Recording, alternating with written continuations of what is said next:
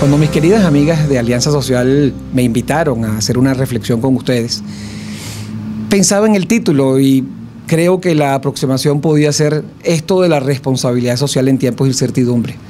Pero es que el concepto de incertidumbre no es novedoso, no responde a una coyuntura política, sino más bien a una consecuencia de una evolución, de una resignificación, como dice mi amigo Oscar Chemmel, del tema de lo social.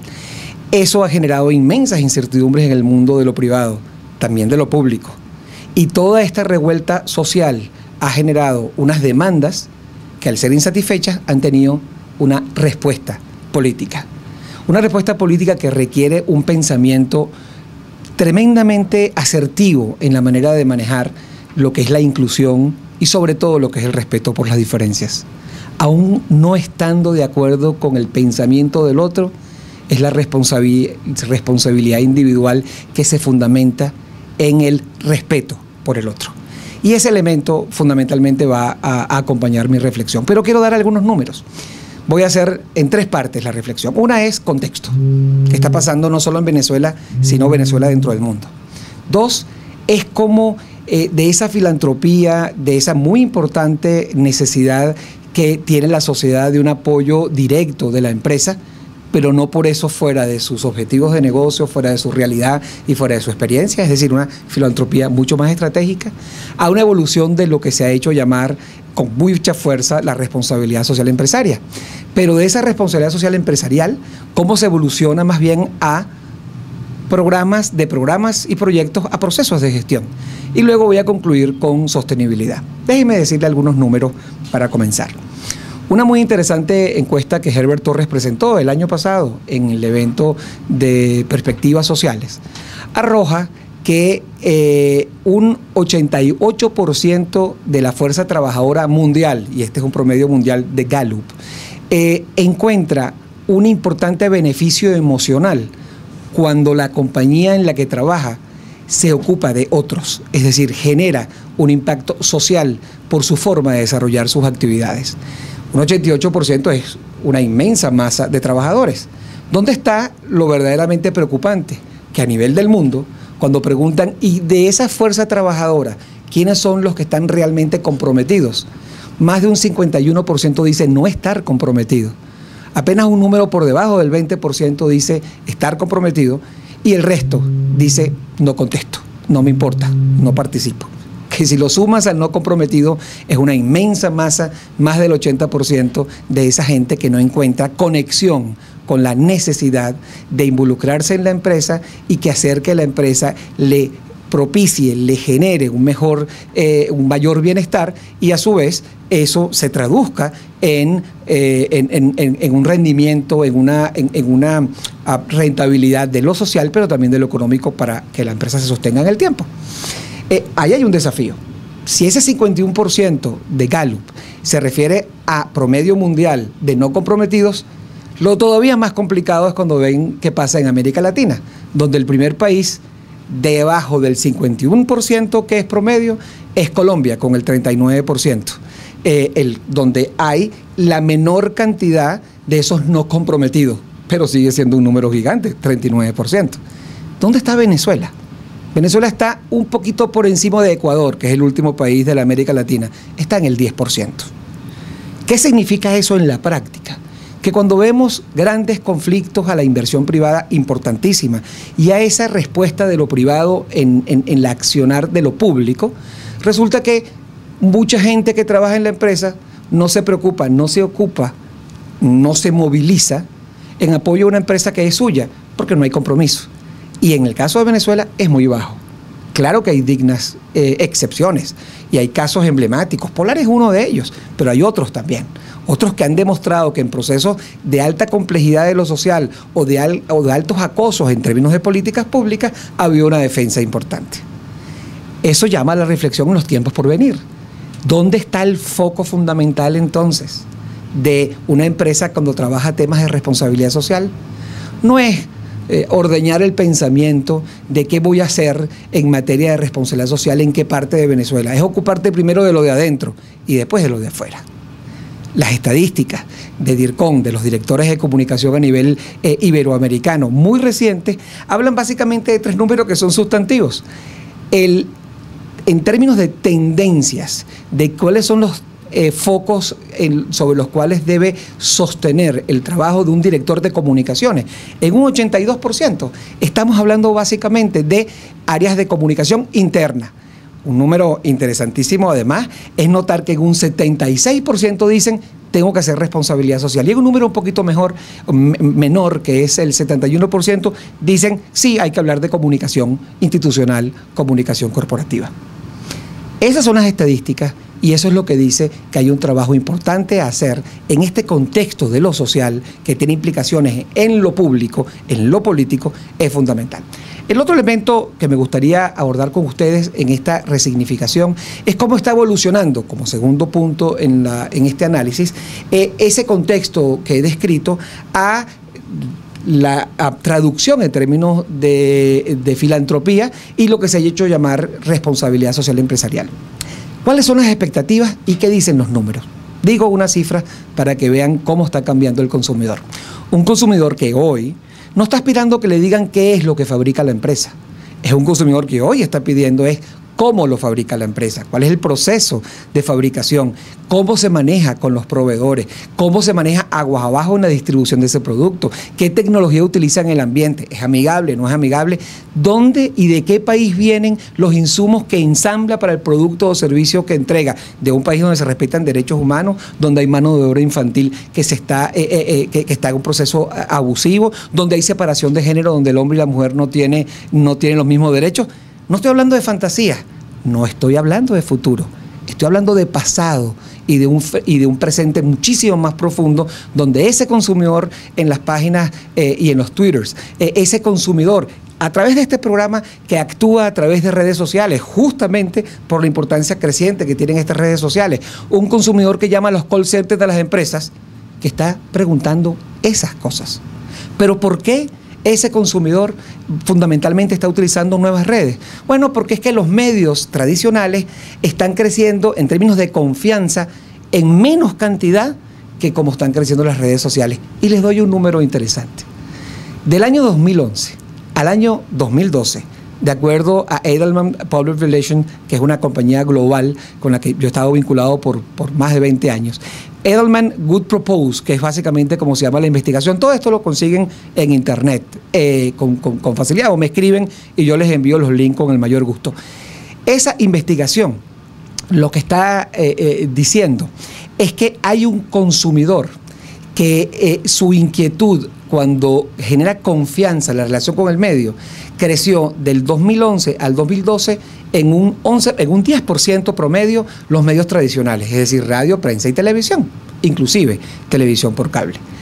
Ese 10%, por supuesto, hace que sigue siendo importante los medios tradicionales, un número más o menos de importancia sobre el 30% de confianza, que es básicamente lo que midió esta investigación y la pregunta que les estoy respondiendo. Pero cuando preguntas por redes sociales, eso creció 75%. Es decir, pasó de 8 a prácticamente el doble.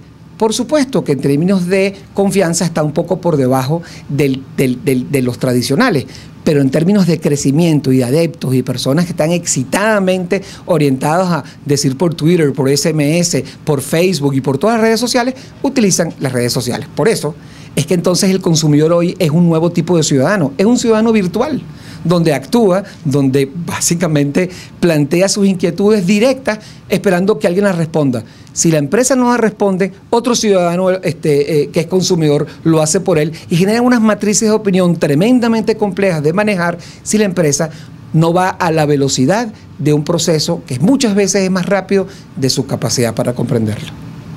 Esos números de Edelman son interesantes, pero otros números que quise registrar es también a nivel mundial. Cuando un consumidor se encuentra con calidades y además con servicios semejantes en términos de calidad y de precio, un 53% del consumidor se inclina por comprar productos cuando percibe que la empresa es socialmente responsable. Entonces es negocio ser socialmente responsable? Bueno, no hay ninguna duda de ello. ¿Por qué? Porque el consumidor lo está valorando. Pero otra cosa interesante es que sucede ese paradigma de, no, las empresas tienen que ocultar que ganan dinero. ¿Y cuál es el conflicto entre ganar dinero si yo lo hago de forma transparente y lo hago de una manera en la que busco equilibrios con el beneficio de mis empleados y las comunidades con las que trabajo? Entonces el desafío no es un tema de ganar o no ganar dinero, de eso podemos hablar en otro programa. Pero lo que la encuesta dice a nivel mundial es que un 76% del consumidor acepta que la empresa haga dinero, pero que esté conectada con causas sociales. Es decir, que lo que genera el equilibrio en ese beneficio es que yo también beneficie a la comunidad. Pero ojo, no es ese cuento ideológico de la redistribución de la riqueza, algo así como quitarle el que tiene para darle al que no tiene. No, no, no, no, no. Eso no es sostenible. El tema no es una discusión de quitarle a uno y darles a otro, es construir oportunidades para que se pueda generar la riqueza. No es redistribuir riqueza, es construir riqueza. Y la construcción de la riqueza fundamentalmente está ligada a empresas que tienen conciencia de desarrollar nuevas habilidades en su gente para que sean buenos ciudadanos en las comunidades y buenas políticas públicas que generen el diálogo social, que generen una red de confianza. Desafío para los próximos años en la Venezuela actual. Otro elemento interesante de estas investigaciones, y tomaba unas notas estando ayer escribiendo justamente un material en esta dirección, de lo que es las diferencias que hay entre el latinoamericano y el europeo. En la investigación de Nielsen, otra empresa de la talla de Gallup a nivel internacional, me encontré con una cifra muy interesante. Uno diría, bueno, los países desarrollados deberían tener más sensibilidad por estos temas de lo social. Los países desarrollados, la Europa, la Comunidad Económica Europea, los Estados Unidos, deberían tener entonces unos números muy altos en sensibilidad. Sin embargo, la estadística no dice eso. Curioso, cuando preguntan, ¿usted tiene mucha confianza, mucha cercanía a estos temas de lo social? En el caso específico de Europa, la pregunta la hicieron para ver si realmente el individuo tenía compromiso. Entonces dijeron, ¿hasta dónde llega para usted la importancia que le da a lo social? En el caso específico de Europa, el número era bastante por debajo del 50%. En el caso de América Latina, bastante por encima del 50%. En el medio estaban los países africanos, también por encima del 50%, pero por debajo, además de Europa, estaban los Estados Unidos. Es decir, los que más necesitamos en nuestros países son los que más conciencia tenemos. Con esto quiero pues cerrar y pasar al último punto de esta reflexión. Al principio dije contexto, en la mitad dije básicamente los programas y proyectos que evolucionan de esa filantropía con las condiciones de estas estadísticas que el mercado me está anunciando, me lo está advirtiendo y que yo debo tomar en consideración para mis procesos de planificación empresarial. El último eje de mi reflexión es, bueno, ¿y a dónde estamos? ¿Hacia dónde estamos yendo?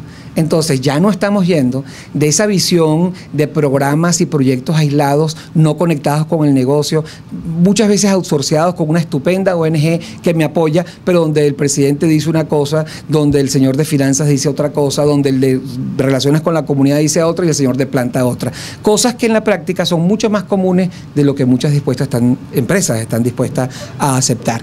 Entonces hoy estamos hablando de conceptos distintos.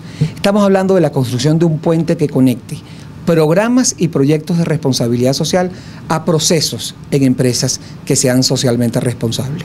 ¿Por qué? Porque es muy claro, podemos hablar con absoluta seguridad de que hay empresas que tienen estupendos programas de responsabilidad social empresarial, pero son socialmente irresponsables. Porque la forma como se maneja con su recurso humano, porque la manera como se vinculan con las comunidades, porque las decisiones técnicas que toman en materia de mantenimiento de filtros, si es una empresa que puede emitir a la atmósfera polvo, o la tecnología que utilizan en la ampliación de las plantas, si es amigable y si no tiene huella de carbono, si no tiene impactos. Todo eso que está allí es procesos de gestión. Entonces la responsabilidad social no es un programa que está inserto en un departamento, en una fundación o en la sensibilidad, en la parte soft, en la parte más emocional de un presidente de compañía. No, no, no. Está en la médula de la estructura, en su plan de negocio, en todas sus oficinas. ¿Cuál es ese puente que conecta programas y proyectos con procesos?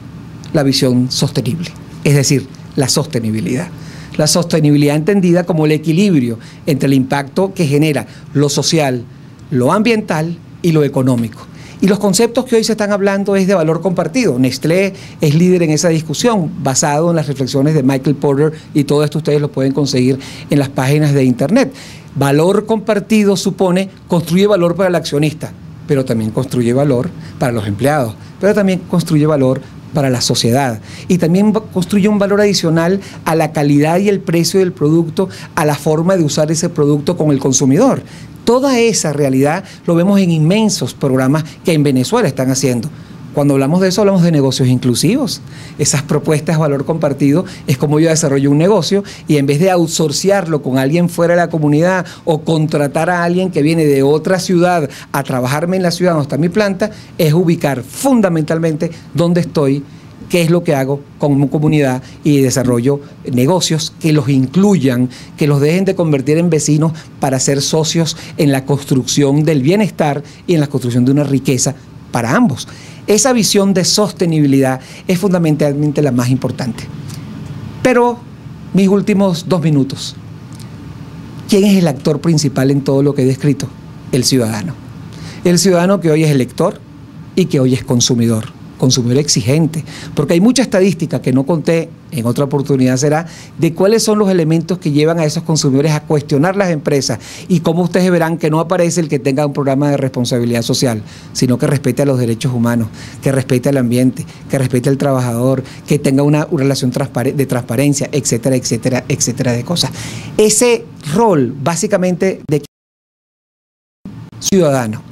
Pero en la Grecia antigua, y lo decía en el último y muy extraordinario evento que generosamente la Alianza me invitó a cerrar en octubre pasado, estamos hablando de que en la Grecia antigua, en ese momento donde nacían las democracias, donde estaba la polis, es decir, donde caminaban aquellos señores muy vestidos de blanco llamados sabios, esos filósofos, bueno, esos señores estaban allí, dividían a la polis en 2 grupos muy definidos de tipos de habitantes.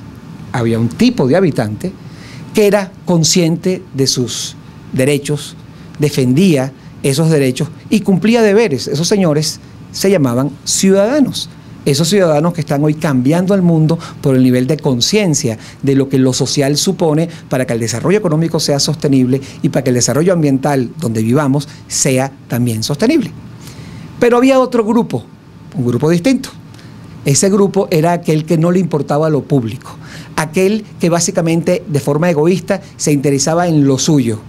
Y ese grupo de habitantes de esa Grecia antigua se llamaban idiot, es decir, se llamaban idiotas. ¿Cuál es el desafío? Amarrar el idiota que tenemos por dentro. Es decir, ¿cómo tú entiendes que el no estar conectado con lo público, y lo público no es solo administración pública, no es gobierno, lo público actúa en la sociedad, los problemas y la mejoría de la sociedad son responsabilidad de nosotros, los ciudadanos, pero hay muchos idiotas. Así que yo les invito a reflexionar en este origen, busquen, googleen esto en internet y verán cuántas definiciones de la idiotez tenemos por dentro, y que es fundamental enfrentarla, porque el idiota en las tiras de Mafalda, y no voy a dejar de mencionar Mafalda porque nunca lo hago, es aquel que leyendo el periódico, mi amigo Manolito, se volteaba a Mafalda y Mafalda le decía: ¿qué estás leyendo tú en ese periódico? Y Manolito le decía: estoy leyendo la cotización del mercado de valores. Y Mafalda le dice: de valores morales, espirituales, artísticos, humanos. Y se voltea con cara de extrañeza el amigo hijo de don Manolo, le dice: no, de los que sirven. ¿Cuáles son los valores que te sirven? ¿Cuáles son los valores que me sirven? ¿Cuáles son los valores que les sirven a todos los que estamos queriendo construir bienestar? Porque si no los alineamos y no nos encontramos y no construimos diálogo respetando las diferencias y de manera inclusiva en las ideas aún distintas, nosotros no vamos a construir bienestar. ¿Y saben qué? Yo quiero vivir y seguir profundizando estas reflexiones aquí, en mi país, haciendo país. Señores, gracias por invitarme.